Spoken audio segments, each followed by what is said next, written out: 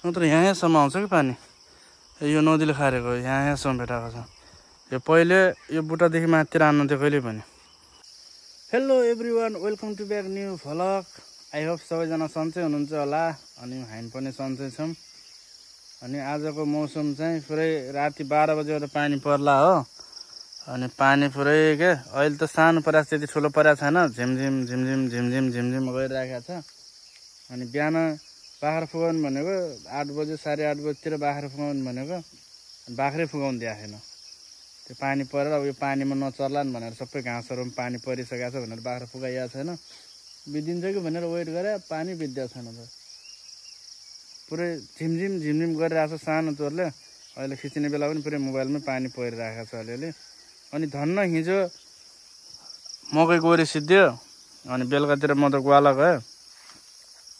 अनि यता आन्टीहरू अनि निर्मलाहरूले सबै गएर सिद्ध्याउनु भएछ। उहाँ परसम्म सिद्धियो छ, यसँग सिद्धिएको थिएन। अनि सिद्धिन त सिद्धियो। अब यो घाँसहरू एकैछिनमा पलाइदिन्छ क्या। यो मकै गरेको 2-3 दिनसम्म पानी नपरे भएपछि टाँटो घाम लाग्दा भएपछि झारहरू मर्छ। अनि नत्र भने यस्तो पानी त्यत्तिकै परिरह्यो भने यस्तो पलाइन्छ क्या। झार त्यतिखेर पलाएर फेरि ठुलो भ्यान्छ। बस अब आज त्यत्तिकै बस अब मजाले है त्यत्तिकै। अब पानी परेको छ, पानीमा चर्ने होइन होला। अनि आज ठुलै पानी परे भएर अनि नदी पनि बढेको छ अरे हाम्रो यहाँ। नदी पनि ठुलै आएको छ, पूर्वतिर पानी परेर भन्नुभएको छ। यहाँबाट त खासै देखिन्न होला। यहाँनिर नदी छ। अनि यो पहिलाको भन्दा हिजो अस्तिको भन्दा ठुलै बढेको छ अरे। अनि त्यहाँ जाँदैछु म। अब कतिको बढाएको छ के छ होइन, हजुरहरूलाई पनि देखाउँछु। म पनि बटी हेर्न जाँदैछु।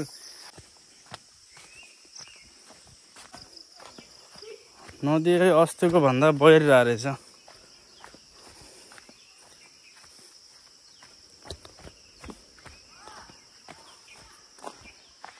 त्यति ठुलो त भएर जान्छ।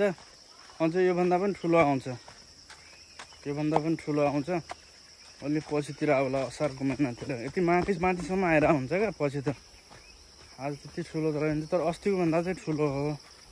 म अस्ति तर्या भन्दा पनि बढिरहेको छ होला। राति परे पानी टाढा माथि पूर्वतिरबाट अलिक ढिलै आउँछ पानी त। नत्र यहाँसम्म आउँछ कि पानी। यो नदीले खारेको यहाँसम्म भेटाएको छ। यो पहिले यो बुट्टादेखि माथितिर आउनुहुन्थ्यो कहिले पनि। पछि हेर्नु यहाँ आएर यता यता पुरै खारेको छ क्या। यता अलि चट्टान भएर पनि बचिएको छ, उता पारितिर चट्टान छैन, त्यो भएर पनि खारेको छ उतातिर। काठको सिङ्गुर बगाइरहेको छ, यस्तो बगाइरहेको छ। बढिरहेको छ होला यो। यस्तो यस्तो ठुला ठुला काठहरू ल्याउँछ क्या पछि त। हो त्यो पारीको डिलहरू भत्काइरहेको छ क्या। यहाँनिरको डिल छ नि, योहरू भत्काइरहेको छ। कहाँ जाने अब स्कुल जाने हरायो। स्कुल छोड्न आउनु भएको थियो। अब स्कुल नै जाने भएन, यहाँ ढुङ्गा नै लाग्ने स्थिति भएन। पुरै ठुलो नदी छ। अब अहिले नदी ठुलो भएको बेला फेरि अब पारी गइहाल्यो भने कुकुर नहान्नु होला। कहाँ हान्ने? ल ल ल त जात, म खेदिन्छु है। स्कुल जाने हराइयो अब आज। अब घर गएर खेल्ने। अब यदि अहिले यहाँबाट पारी गइएपछि पनि उताबाट आउने बेला लास्टै गाह्रो हुन्छ, ठुलो भ्यान्छ।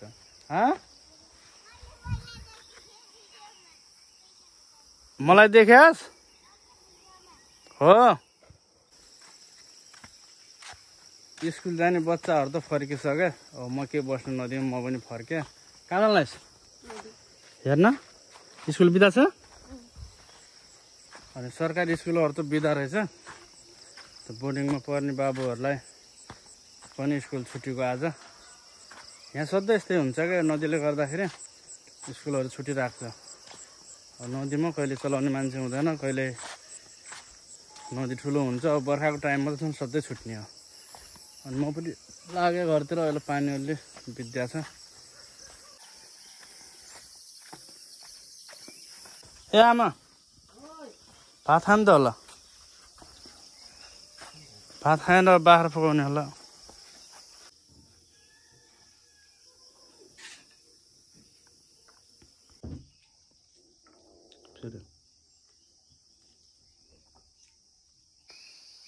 म ग्वाला जानु पर्ला भने खाना खाएर एकैछिन पल्ट्यो अनि आमा हिँडिदिनु पर्छ। अनि छोरो सुतेको भन्ने मान्नुभयो होला, अनि पानी पनि पर्छ कि पर्छ भन्ने मान्नुभयो होला। आमा ग्वालाकै जानुपर्छ। अनि अहिले 4 बजिसक्यो। म उठेर सबै कामहरू गरेँ, बाख्रा खोरहरू बराल्ने, भाँडाहरू मिच्ने गरेँ। अनि 4 बजीको अहिले चाहिँ अब भोक लाग्यो।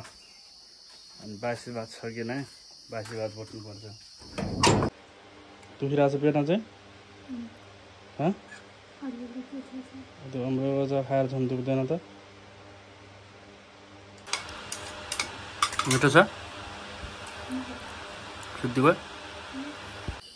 बाख्रा यहीँ माथि छोडिदिया हो, आइन्छन् कि भनेर। अब घर माथि आइहाल्छन्, अब आइहाल्ला नि त भनेर छोडिदिए, आउँदै आएन नि त बाख्रा त। झर्छन् कि भनेर कुर्दा कुर्दा झरेनन् बाख्रा, अब माथि नै जानु पर्यो। फेरि बासै बस्दिन्छन् कि जङ्गलतिरै।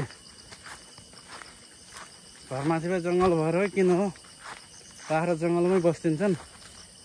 त्यो भएर पनि तिनीहरूलाई ल्याउनु पर्ने हुन्छ क्या। ल ल